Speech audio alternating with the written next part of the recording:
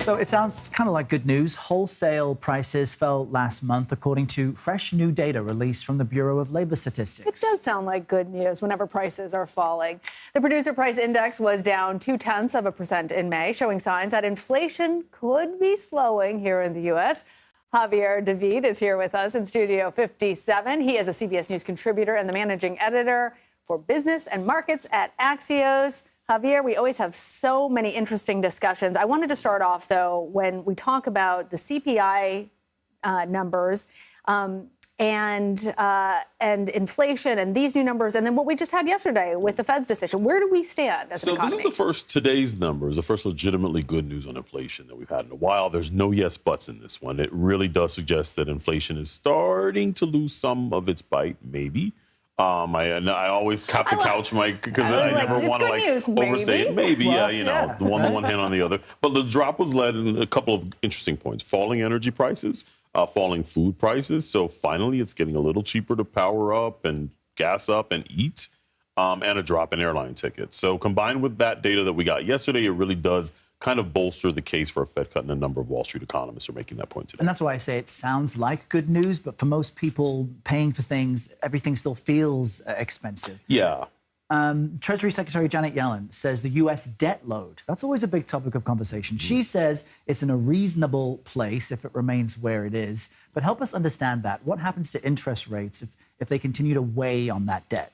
Yeah, my take is famous last words. If you remember Liz Truss from the United Kingdom, she probably sitting laughing at this because her job, she was forced out after 2 months. Right. She must be chuckling somewhere. So look, some viewers may remember her as the cabbage lady. Remember we talked about that, Alana? So the economist Herbert Stein once said, if something can't go on forever, it'll stop. And like the saving grace for the U.S. is, look, we're in the same boat as every industrialized nation. We've got a big debt market. It's the most liquid. We're the richest country on earth. We can pay for this. But let me just sort of rattle off a couple of numbers.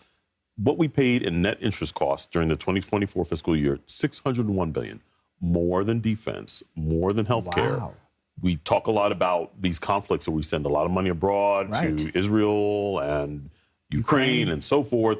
This number dwarfs that. What we are paying in sheer interest costs it's a staggering amount. And the national debt as a share of GDP, almost 100%. We're teetering sort of on the edge where these numbers start to make sense. And this will be a bigger conversation in 2025 when we start talking about raising the debt limit again and whether we kick the can down the road again. So Janet Yellen's take is, well, as long as the government sort of keeps things where it is, when have you known the government to sort of be able to spend within its means and keep within a range? That's a very, very tall order.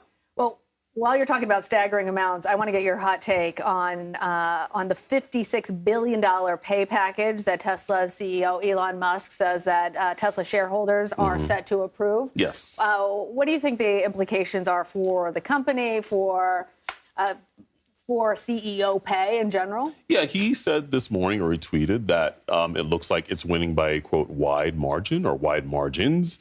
We will have the final results of that sometime this afternoon. I think, look, you have to think of Tesla in the terms of Elon Musk.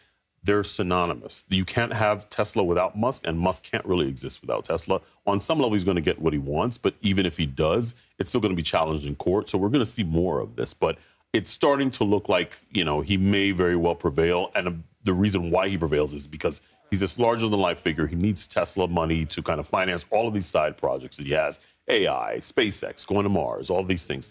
He's threatened or hinted that he might walk away, but that's highly unlikely. What's it likely going to do if these pass for the shares?